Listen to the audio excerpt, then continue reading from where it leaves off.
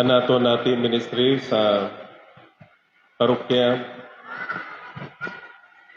ni San Antonio de Padua din sa Sulangan, Padre Tito, Padre Ben, Padre Ray, and Padre Pelpel.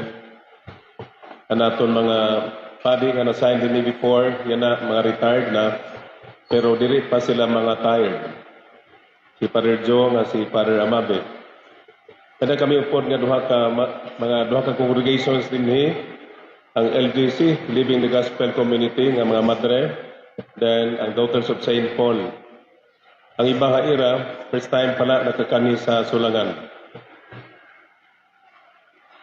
First time liwat inihaakon nga magbisa do binaryo dinhi sa Sulangan.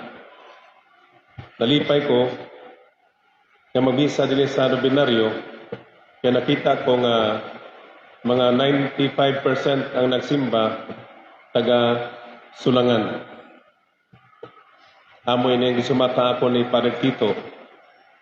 Taga Sulangan ko din 95%. Kaya usually magbisa ko din patron. Pag patron, damo ang outsider kaysa insider. Kaya ang insider, usually, adtuan nila mga balay, nag-andam sa pagkaon. Ang mga outsider nagsimba, kakaunon ang inyo ginandam. So, salamat Padre Tito na natong team ministry na nag-invite na akon. Magbisaya na nga first day sa nobinaryo na natong pasalingurog sa pista ni San Antonio de Padua. Kaya nakita ko liwat ang inyong simbahan na newly repainted. Kung sa babae pa na siya, bago nga naka-make up. So lumalabas ang kanyang beauty.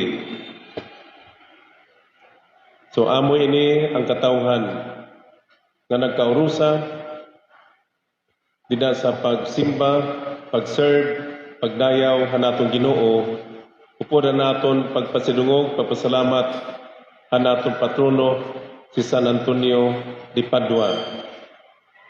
Tungod na naton debosyon haiya, sugad ini anatong pagtuo sa Ginoo. Sugad ini ka aktibo ang usa ka Kristohanon nga katilingban. Nagdasig si San Antonio de Padua haaton. Tungod na naton halarom nga debosyon dida haiya. Anaton sa Papa si Pope Francis nag-declare yan nga tuig han pag-ampo, Year of Prayer. Then sa next year, 2025, nagdeklara naman siya nga Year of Hope, Pilgrims of Hope. So yan na Year of Prayer. Kinakita niya nga damo na sa makatawhan ang diri na naghatag panahon sa pag-ampo kay nalingaw na sa mga butang nga gikahalad sa kalibutan. Pambit ko hayo yan na unanhon man nga ang atong pagkampo may ada epekto ang atong kinabuhi. At the same time, we become more closer to God. Kaya kita nag-ampo. Kung kita nag-ampo, kinahanglan kompleto. May ada upat ka klase nga pag-ampo. Sa upat na klase nga pag-ampo, usually usala duhala ang gigamit naton diri kompleto. Kinahanglan kompleto kung kita nag-ampo. Ang siyahan is itawag na prayer of contrition.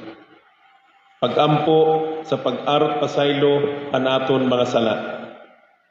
Diba sa pagtikang naton sa misa kanina, nasiring ako mga kabugtuan, base madam kita in pagsalinurog ini nga santos nga misa. Pagbasulita ang aton mga sala, ngan pangarong kitag pasaylo ang aton Ginoo. Prayer of contrition.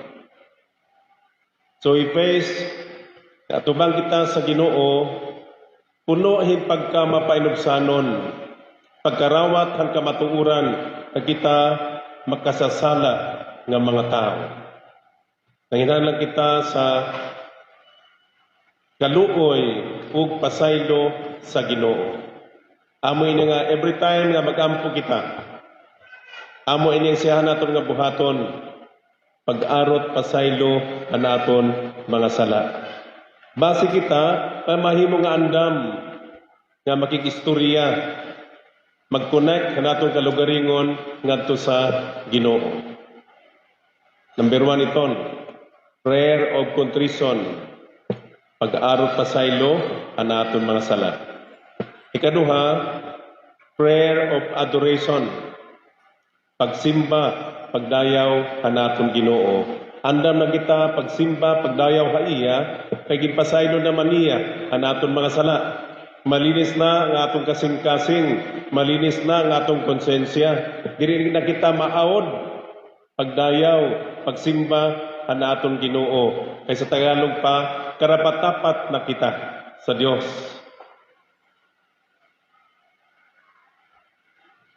Ikatulo nga klaseng pagampo is prayer of thanksgiving. Pagampo sa pagpasalamat sa Ginoo. Sa tanan naton nga magrasya nga nakarawat, pasalamatan ang Ginoo. Sa pagpasaylo niya sa atong mga sala, pasalamatan naton ang Ginoo. Sa paghatag niya sa grasya nga atong kinahanglan, pasalamatan naton ang Ginoo. We must be grateful to God. Kayang tao nga maaram magpasalamat sa liwat ang tao nga diri makuri nga mas abundant pa, mas damo pa ang blessing nga bendisyon nga ginhatag haaton. Ikaw pat is prayer of petition, yung pag-aro, which is pirmi natong ginhimula pag-aro. Ginoo, makapasagod akong anak sa board examination. Ginoo, upaya gud ang akong sakit. Ginoo, patubua ang gitanom ko nga mga dito sa uma. Tagit maupay nga bunga. Puro kita na aro. It is commonly gigamit lang nato nga part klase nga pagampo ang pag-aro. Part liwat ini sa misa. Mamaya, gitawag naton nga pagampohan bungto. Amoy ni ang prayer of contrition. Nga dili na kita tubtob dida kinanglan kompleto. Kaya ang tao, part sa kinaan ng tao, yung bang malaala lang Ginoo kung may ada kita panginahanglan. Sugaliwat aton experience, malaala ka lang kung sila nangungutang. Pagbayad na, nalimutan ka na. Bisa nga di pagpasalamat, di na maara magpasalamat. Maara man mag-aro, di rin maara magpasalamat. Kahinaan sa tao, ini nga ikaw pat puro na aro. Di man lang nagpasalamat, di man lang naghinumduman, di man lang ginaampo ang naghatag hairay ni nga butang. So amoy ni makabugtuan ang upat nga klase nga pagampo kakinanglan pirmi naton ini gamiton sa panahon na kita mag-connect sa atong Ginoo. Ano number 1? Prayer of contrition. Pag-arot pasaylo anaton mga sala. Kaduha, prayer of adoration. Pagsimba, pagdayaw anaton Ginoo.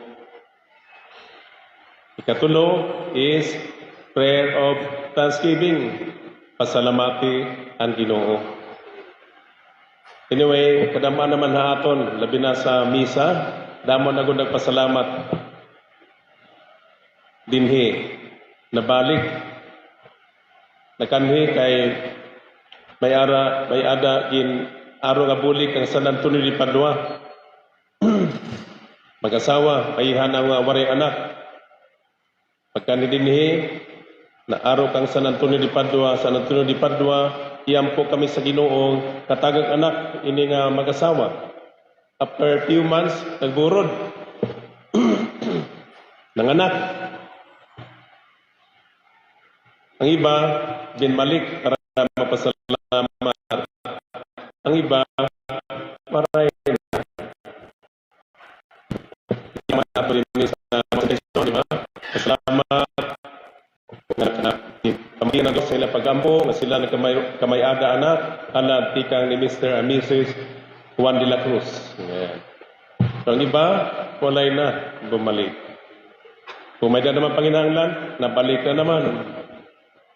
Diri na, ang iba, diri maaram magpasalamat.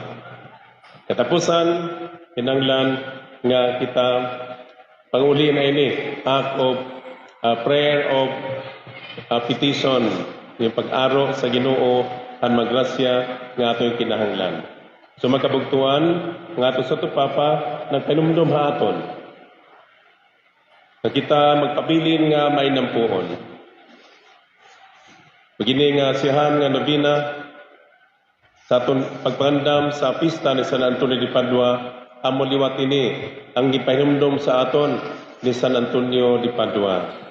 Kinahanglan kita mag-ampo nga Ginoo. Prayer of contrition, prayer of adoration, prayer of thanksgiving, then prayer of petition. Pag-aro sa Ginoo sa magrasya nga aton ni kinahanglan.